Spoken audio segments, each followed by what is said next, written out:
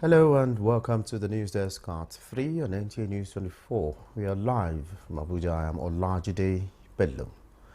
President Bola Ahmed Tinubu has expressed regret over the death of Chief of Army Staff Lieutenant General Taoreed Abiodun Lagbaja after a brief illness at the age of 56 years. A statement from the Office of the Secretary to the Government of the Federation indicates that President Tinubu has directed that national flags be flown at half-mast throughout the country for 7 days in honor of the departed Army Chief. He appreciates the services of the departed to the nation and wishes the family the fortitude to bear the great loss. Our defense correspondent Ismail Musa has a tribute on the late Chief of Army Staff. That Mr. President Bola Ahmed Tinubu has approved payment for the initial 12 MD 530 Foxtrot KU's attack helicopters. Born on February 28, 1968 in Lobu, Osun State, he attended St. Charles Grammar School and the local authority teachers college before admitted to the Nigerian Defense Academy in 1987 as a member of the 39 regular course. The late Chief of Army Staff was commissioned as Second Lieutenant on September 19, 1992, joining the Nigerian Army Infantry Corps, an alumnus of the prestigious U.S. Army War College. He earned master's degree in strategic studies, demonstrating his dedication to professional growth and excellence in military leadership. He played a pivotal role in numerous internal security operations, including Operation Zaki in Benue State, Lafia Dole in Northeast, Udoka in Southeast, and Operation Forest Sanity across Kaduna and Niger states. He was appointed Chief of Army Staff by President Bola Tinubu on June 19, 2023. Until his death, Lieutenant General Taoreed Lagbaja served as Nigeria's 27th Chief of Army Staff. His death marks the second time in 3 years a Chief of Army Staff has died while in office. He is survived by his wife, Maria Abiodun Lagbaja, and 2 children. In Abuja, Ismail Musa, Nta News. Members of the Federal Executive Council under the chairmanship of President Bola Tinubu have honored the late Chief of Army Staff, Lieutenant General Taoreed Lagbaja, by postponing the council meeting earlier scheduled for this Wednesday. State House correspondent Musbah Danmoha reports that Vice President Kashim Shettima announced the decision of the council as directed by the President and Chairman of the Council.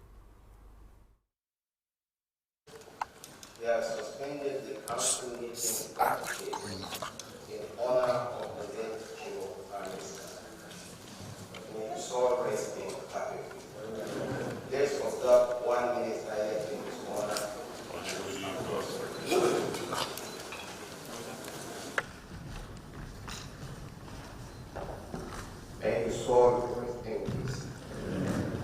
The nation is in mourning. The president and the entire government is in mourning. He was indeed a very resourceful officer who has put it in best to fight insurgency in this country, and for the many achievements he has succeeded while serving this great nation. He was a gallant officer, very, very hardworking. He was indeed a warrior. He has served in so many theaters and have done commendably well. It's a very sad loss for the country. We pray to Allah subhanahu wa ta'ala to receive him and to bless him.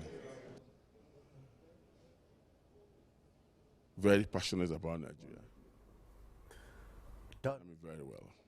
Been re-elected as the 47th President of the United States of America. Ekene Ndulue takes us through his journey back to the U.S. seat of power. Donald Trump has sealed a historic victory in the U.S. presidential election and completed his stunning political comeback.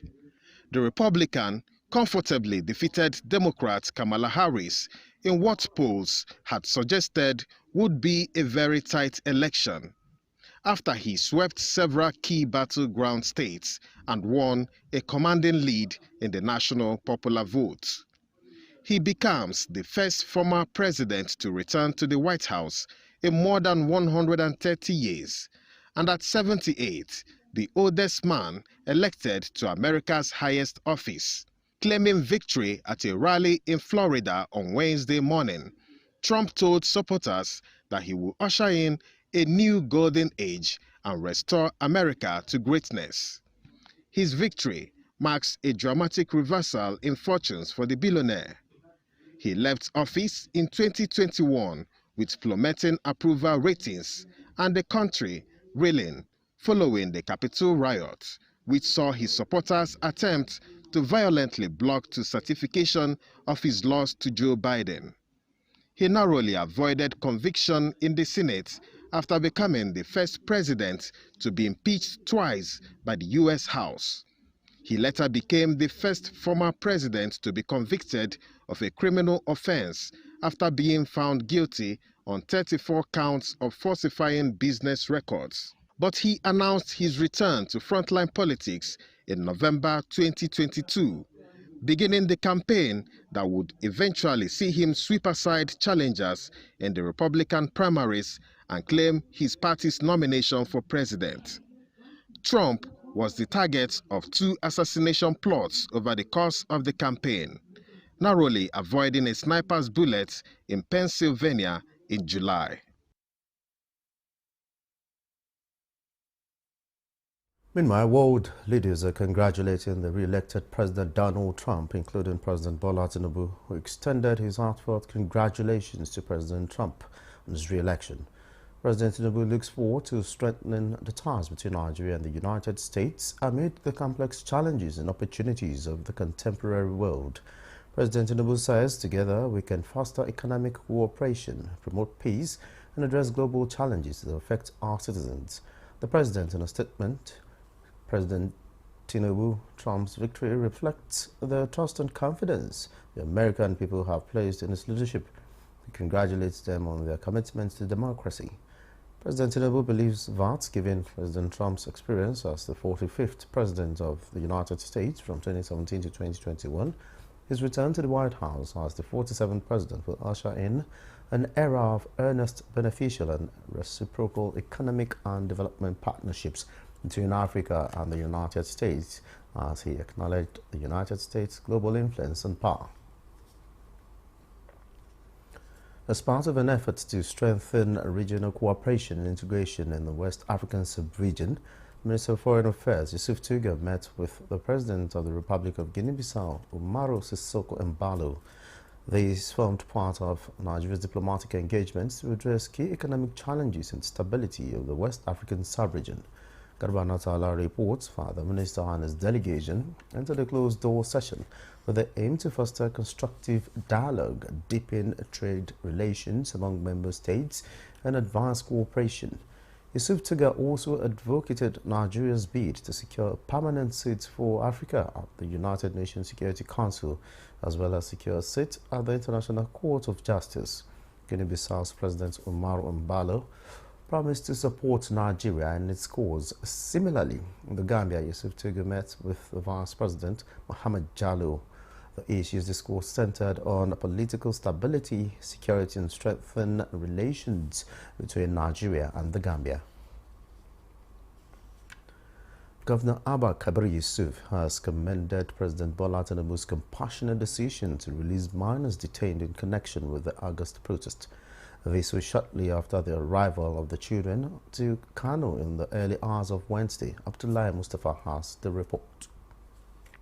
The plane carrying 73 recently released minors touched down in Kano just after midnight, bringing relief and joy to our waiting families. The children arrived alongside Kano State Governor Abdul Yusuf, who was welcomed by Deputy Governor Aminu Abdisalam and other members of the Kano State Executive Council at the airport. The children were transported to the Muhammadu Buhari Specialist Hospital, where family members eagerly awaited their return. Governor Yusuf expressed gratitude to President Bola Tinubu for his swift response to the pleas of Nigerians, emphasizing that the minors' unconditional release demonstrated the president's compassion and commitment as a father to all. Governor Yusuf urged the young returnees to reflect on their experiences and avoid unwholesome activities in the future. He assured them of the state government's full support, noting that efforts are already underway to help them reintegrate into society and resume their education. However, before reuniting fully with their families, all the 73 minors will undergo a week-long medical evaluation in isolation to ensure their health and well-being. In Kano, Abdullahi Mustafa, Nta News. Nigeria's Minister of Labour and Employment, Mohammed Dingyadi, says he will explore viable collaborations with industry players towards creating at least 2.5 million job opportunities through the federal government Labour Employment Enhancement Program. The minister made this commitment while addressing heads of various agencies under the ministry upon resumption of office. Joseph Woodson reports. Improving productivity, creating job opportunities, and harmonious industrial relations are some of the key tasks before the new Minister of Labour and Employment, Mohammed Dingyadi. The Ministry of Labour and Employment plays a vital role in driving the Renew Hope agenda of the federal government, serving as a cornerstone in its implementation. This pivotal position underscores the ministry's significance in advancing the country's growth, job creation, and social development priorities. What is important is for us to carry everybody along, to try as much as possible to listen to all labor organizations, to all labor issues, so that together we try to solve and resolve all issues that are outstanding. You may be aware that each ministry signed a performance contract with the presidency, labor inclusive. Each ministry is assessed quarterly, including our own ministry, the Labour Ministry.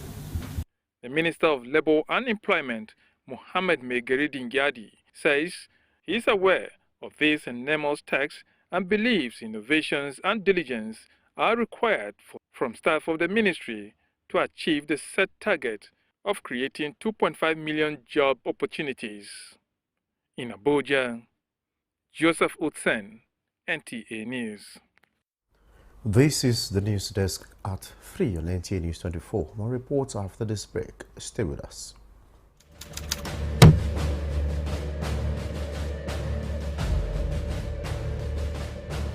The dreams that our founding fathers envisaged are still work in progress. Every day, we put our hands on the plow, determined to do a better job of it. While it is tempting to focus on what has been left undone and where we have stumbled as a nation, we must never lose sight of how far we have come in forging and holding our country together.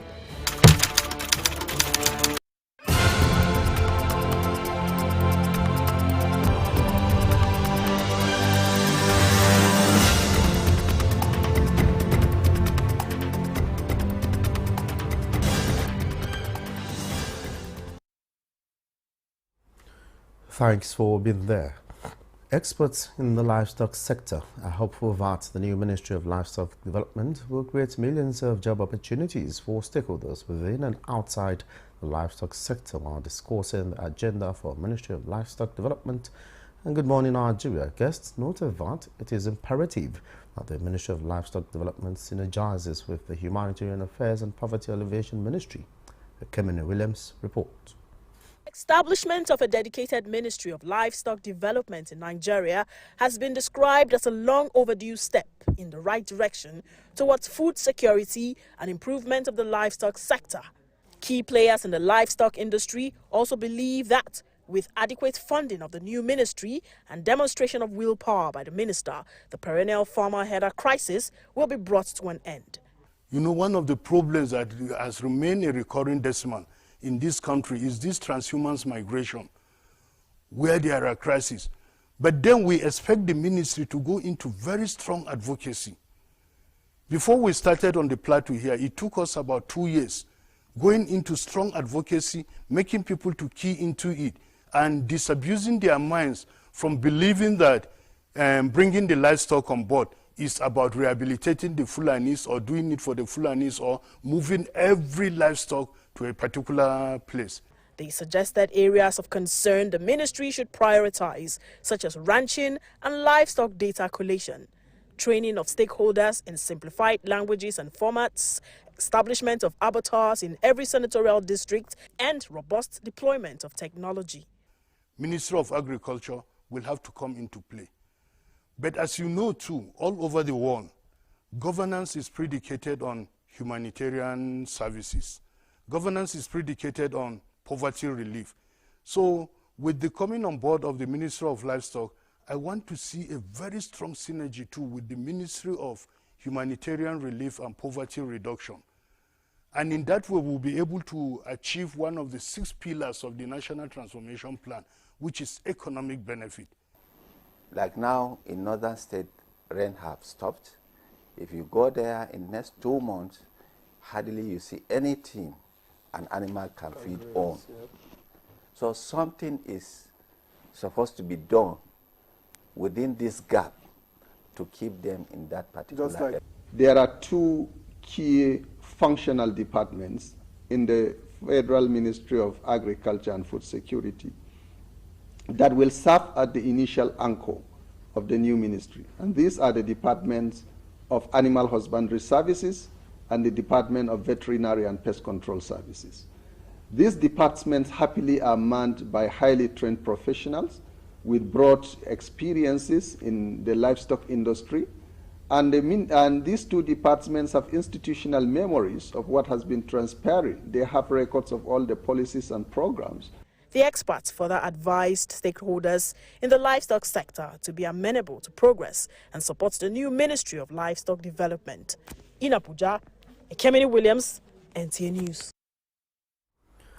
After what can be described as a challenging task of sifting through highly competitive entries, a short list of 3 potential winners in the area home garden competition is now ready, well ahead of the D-Day in December. Nigeria's First Lady, Oluremi Tinubu, announced this after joining other board members of Renewed Hope Initiative and friends of the organizers of the competition at a screening session in her office, where winning entries from the states and Federal Capital Territory were presented for assessment. Happy at the level of enthusiasm shown by Nigerian women towards the competition, the First Lady notes that her message on their critical role in achieving the broader national agenda of strengthening the agricultural sector is now hitting home. While applauding the quality of entries, the First Lady says apart from the overall winner, there will be compensation for other impressive entries.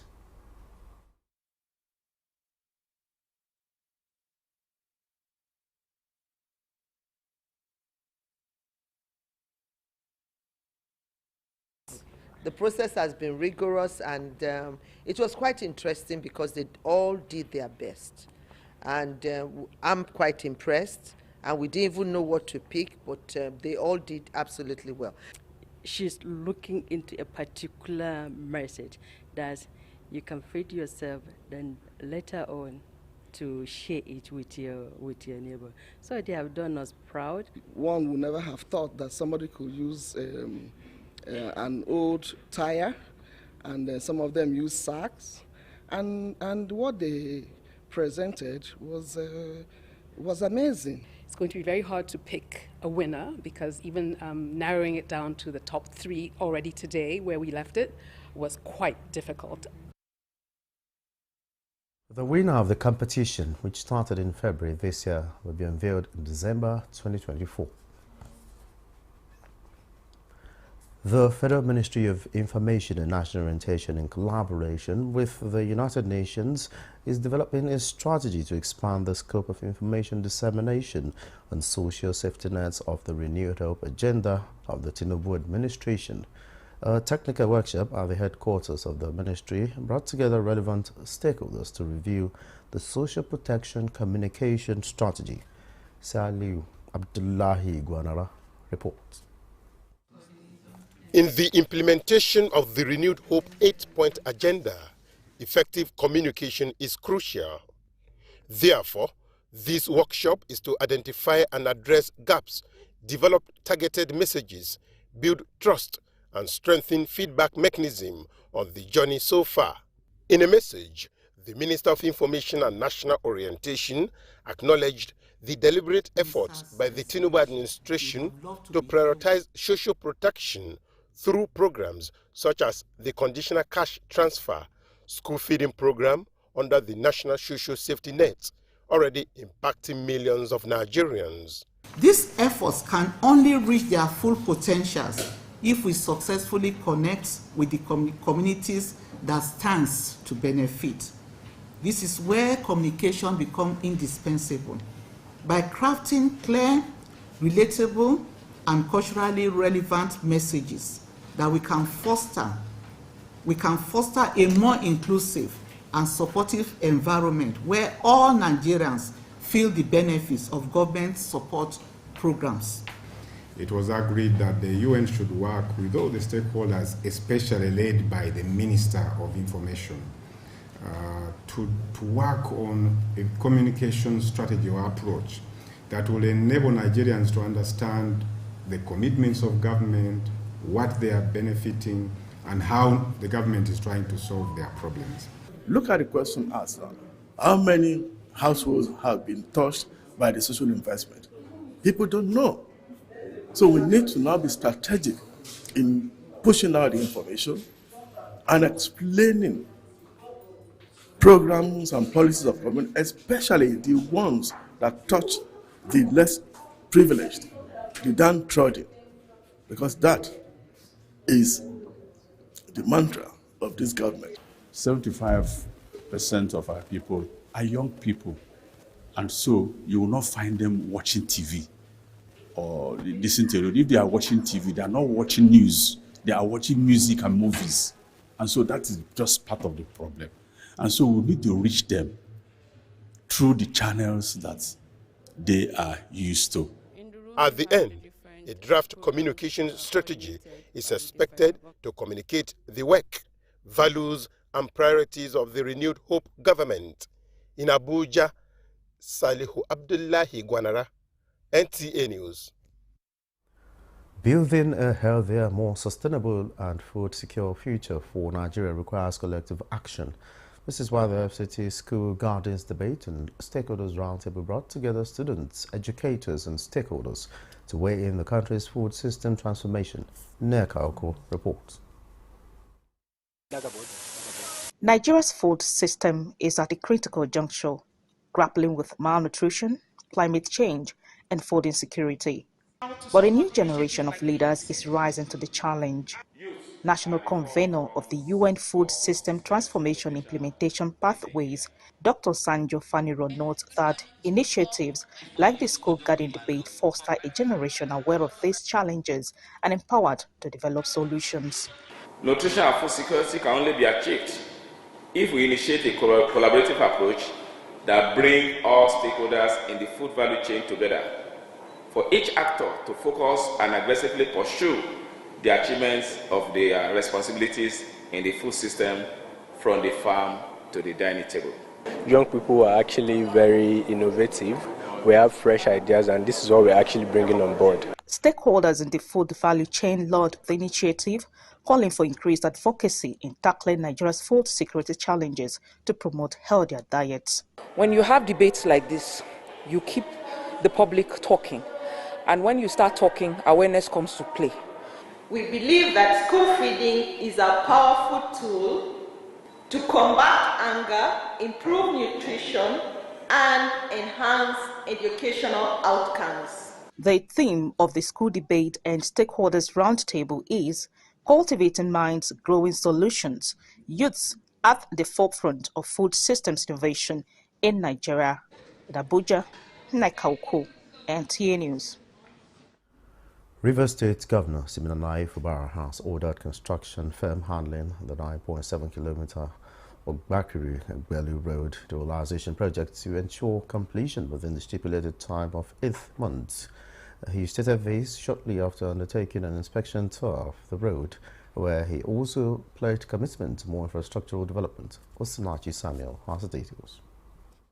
The road dualization project begins from Emoha Aziz of the East-West Road by Teme Junction, connecting about 6 communities within Obakere town, and terminates at the Ebelu Oduoha Obakere River bank. The road, which was awarded at the cost of 15 billion naira, has received 30% mobilization fee to spur the contractor to expedite action towards completion of the road. The governor announced plans to connect the road with a river crossing bridge to improve socio-economic activities in the surrounding communities. Made a promise to our people that we will continue to embark on projects that will touch the life of our people. It is not a 1 kilometer road, it's not a 2 kilometer road, it's a 9.7 kilometer road.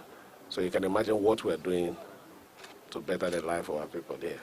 I personally came to the waterfront to see what we could do to connect the other side of the river to this side. Governor Fubara also visited the Captain Elechi Amadi Polytechnic, Romola, where a number of projects that include entrepreneurial center, staff office, and Senate building are ongoing. They discussed with the council after their inauguration what are the basic needs of the school, and they mentioned a lot of things. We assured them that we're going to do that, and we've already released 50% of the cost of the completion, and also other 2 projects that are ongoing. He commended the governing council of the institution for their commitment to improve teaching and learning. In Port